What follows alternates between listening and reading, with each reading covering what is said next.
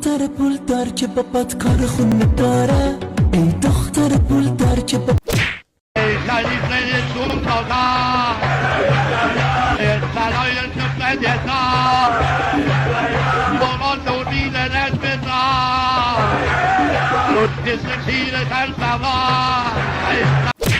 I have two sides.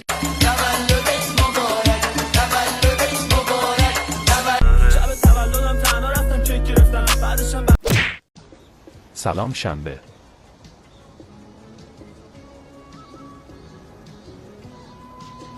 تو فقط میتونی یکیشو انتخاب کنی، نون خشک یا کارت شانسی شناسنامه دهنده. دقت کن شنبه جان.